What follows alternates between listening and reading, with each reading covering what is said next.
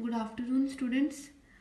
बच्चे इस वीडियो दे विच असी डिस्कस करांगे एस्ट्रोनॉमिकल टैलीस्कोप।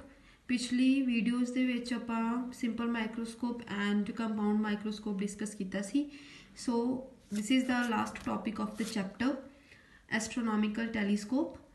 हुण जिहड़ा एस्ट्रोनॉमिकल टैलीस्कोप हुंदा आ ओह आपां यूज़ करदे आ दूर दीयां चीज़ां देखण वास्ते और heavenly bodies like moon, stars, planets, ये सारिया हैवनली बॉडीज़ ने, ठीक है। और वो काफ़ी ज़्यादा डिस्टेंस ते ने अर्थ तो, इस करके उन्होंने स्टडी करन च उन्होंने ऑब्जर्व करन वास्ते जिहड़ा इंस्ट्रूमेंट या जिहड़ी टैलीस्कोप यूज़ की जाती है उन्होंने एस्ट्रोनॉमिकल टैलीस्कोप बोलते हैं, ठीक है। नैक्सट आपां देखांगे की हुंदा इहदे विच कंस्ट्रक्शन की है इहदे विच दो कन्वैक्स लेंस हुंदे ने, ठीक है। और एक मैटैलिक ट्यूब दे विच दोनों को एक्सली मतलब उन्होंने एक्सिस सेम होएगी, सेम एक्सिस ते जिहड़े ने उन्होंने रखिया हुंदा है, ठीक है। जिहड़ा लेंस जिहड़ा ऑब्जैक्ट वाल हुंदा that is known as objective lens. Objective lens की इत्थे फोकल लेंथ भी ज़्यादा होएगी एंड अपर्चर भी ज़्यादा होएगा। उहदा रीजन ये आ कि ऑब्जैक्टिव लेंस दा अपर्चर ज़्यादा होने नाल की होएगा कि दूरों उन्हें दूरों लाइट कलैक्ट करनी है, ठीक है। जिहड़ी लाइट जिहड़ी है वो ऑब्जैक्ट तो आ रही होएगी, उन्हें दूरों कलैक्ट करनी है, इस करके जिहड़ा ऑब्जैक्टिव लेंस है उहदा अपर्चर ज़्यादा ते फोकल लेंथ भी ज़्यादा। और जिहड़ा आई लेंस है, जिहड़ा आई पीस लेंस है, ਇਹਦੇ ਵਿੱਚ ਉਹਦਾ ਅਪਰਚਰ ਸਮॉल ਹੋਏਗਾ ਤੇ ਫੋਕਲ ਲੈਂਥ ਵੀ ਸਮॉल ਹੋਏਗੀ। ਤੁਸੀਂ ਵੈਸੇ ਵੀ ਜ਼ਿਆਦਾਤਰ ਕਾਮਨ ਜਿਹੜੀ ਚੀਜ਼ ਯੂਜ਼ ਹੁੰਦੀ ਦੂਰਬੀਨ ਉਹ ਦੇਖੀ ਹੋਣੀ ਹੈ, ਜਿਹੜੀ ਲੈਂਸ ਤੋਂ ਤੁਸੀਂ ਦੇਖਦੇ ਹੋ ਉਹ ਲੈਂਸ ਛੋਟਾ ਹੁੰਦਾ ਆ ਤੇ ਦੂਸਰਾ ਲੈਂਸ ਜਿਹੜਾ ਹੁੰਦਾ ਆ ਉਹ ਵੱਡਾ ਹੁੰਦਾ ਆ। ਇਹ ਮਾਈਕਰੋਸਕੋਪ ਦੇ ਬਿਲਕੁਲ ਉਲਟ ਹੈ, ਕੰਪਾਊਂਡ ਮਾਈਕਰੋਸਕੋਪ ਦੇ, ਠੀਕ ਹੈ। ਸੋ ਇਹਦੇ ਵਿੱਚ ਜਿਹੜਾ ऑब्जेक्टिव लेंस है उसकी फोकल लेंथ भी ज़्यादा होएगी, उसका अपर्चर भी ज़्यादा होएगा। और जो आई पीस लेंस है उसकी फोकल लेंथ भी छोटी होएगी तो उसका अपर्चर भी छोटा होएगा। सो ये आपां दो केस डिस्कस करांगे, पहला डिस्टिंक्ट विजन एडजस्टमेंट और दूसरा नॉर्मल एडजस्टमेंट। डिस्टिंक्ट विजन जिहड़ी एडजस्टमेंट है उहदे विच जिहड़ा ऑब्जेक्ट है एंड जिहड़ी इमेज आ, ठीक है, वो least distance of distinct vision ते बनेगी जिहड़ी फाइनल इमेज है, ठीक है। और जिहड़ी नॉर्मल एडजस्टमेंट इमेज है वो इनफिनिटी ते बनेगी। तो सब तो पहलों आपां डिस्कस करांगे first case, when the final image is formed at a distance of distinct vision the telescope is said to be in distinct vision adjustment. So इहदे विच आपां ऑब्जैक्टिव लेंस लिया एक, जिहड़ा की होएगा सब तो पहलों जिहड़ा ऑब्जैक्टिव लेंस है वो object the real and inverted image बनाएगा, ठीक है। और जिहड़ी आई पीस लेंस है उन्होंने इस तरीके नाल एडजस्ट किया गया है ताकि जिहड़ी फाइनल इमेज बने वो least distance of distinct vision ते बने, ठीक है। सो ये आ उहदी डायग्राम। सो सब तो पहले आपां डायग्राम देखते हैं इहदी किस तरह बनेगी। सब तो पहले तुसीं एक ऑब्जैक्टिव लेंस लोगे, इहदा अपर्चर भी ज़्यादा है और इहदी फोकल लेंथ भी ज़्यादा है, ठीक है। दूसरा तुसीं आई पीस लेंस लोगे whose aperture is small as well as focal length is small। सो ये प्रिंसिपल एक्सिस है जिहड़ी दोनों लई कॉमन है। इहदा जिहड़ा ऑप्टिकल सेंटर है उन्होंने C1 मान लो, इहदा जिहड़ा ऑप्टिकल सेंटर है उन्होंने C2 मान लो, ठीक है। सो जिहड़ा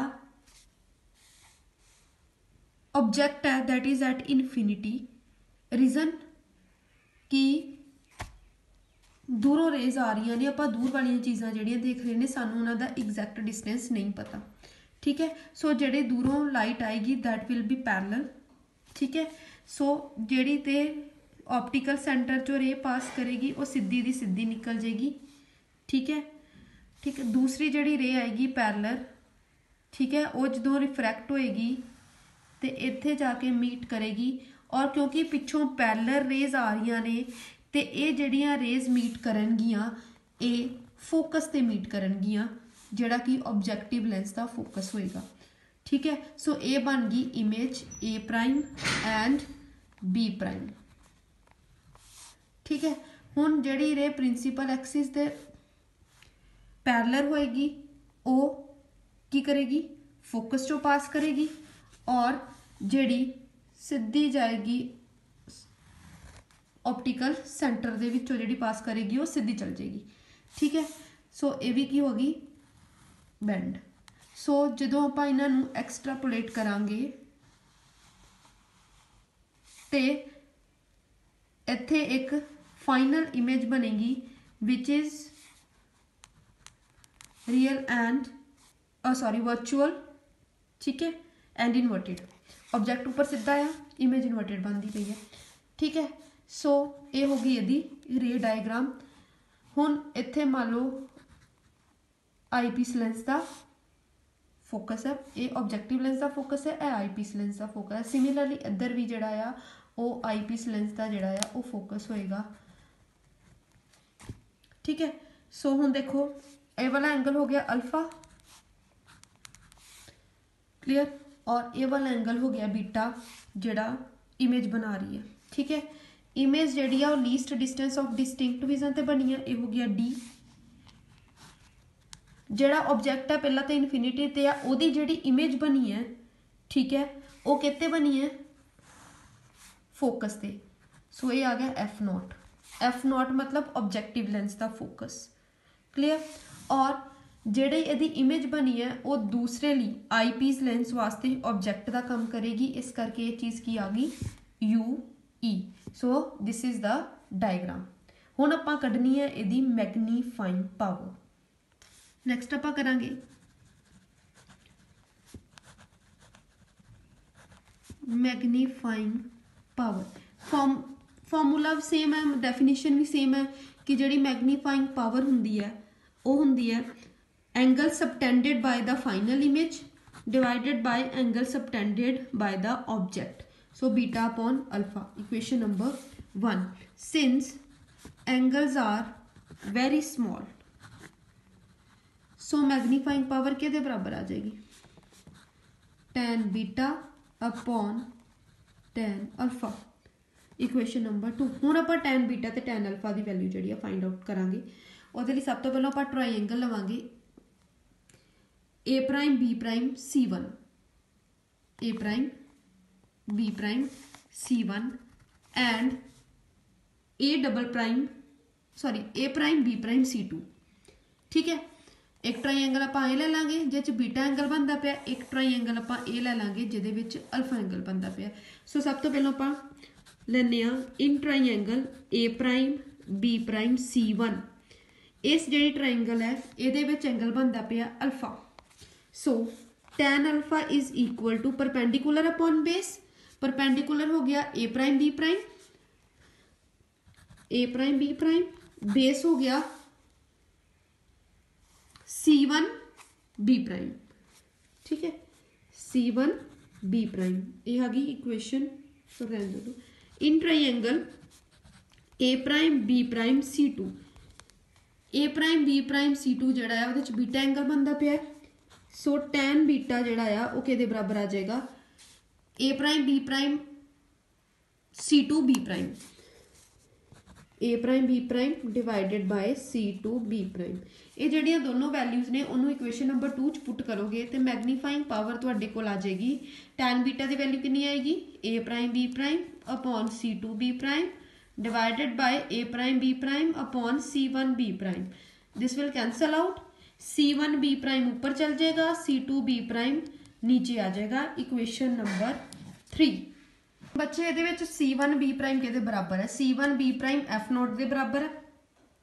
ठीक है, एंड जिहड़ा C2 बी प्राइम है वो यूई के बराबर है, पर यूई आपां माइनस लवांगे क्योंकि जिहड़े भी डिस्टेंसिस आपां इंसीडेंट लाइट तो ओपोजिट डायरैक्शन च मैजर करते हैं वो आपां नैगेटिव लैंदे हैं। हुण जिहड़ी मैग्नीफाइंग पावर है C1 B prime upon C2 B prime के बराबर है। सो जदों आपां C1 बी प्राइम नूं आपां पुट करांगे FO and C2 B prime नूं आपां पुट करांगे माइनस UE। ये आपां न्यू कार्टीशियन साइन कन्वेंशनस लगाते इत्थे। सो मैग्नीफाइंग पावर आ गई तुहाडे कोल FO upon minus UE। Equation number 4। हुण आपां according to lens formula for eyepiece lens आपां जिहड़ा भी लेंस फॉर्मूला लगाना आ इन्हां इंस्ट्रूमेंट्स दे विच वो सारे आई पीस लेंस ते ही लगाने हैं, ऑब्जेक्टिव लेंस ते नहीं। ठीक है, सो ये आएगा -1 upon U plus 1/v is equal to 1/f E. हुण आपां again new Cartesian sign convention लगावांगे। ਉਹਦੇ अकॉर्डिंग ਇੱਥੇ ਆਪਾਂ u ਨੂੰ -ue पुट करांगे एंड v ਨੂੰ -d पुट करांगे। किद्दां u आई पीस लेंस ਲਈ u -ue है तो जिहड़ी ਉਹਦੀ इमेज बनी है वो -d ते बनी है। ठीक है, सो इस करके ਆਪਾਂ u ਨੂੰ -ue पुट करांगे, v ਨੂੰ -d पुट करांगे। पुट करो की आएगा -1/-ue plus 1/-d is equal to 1/f E.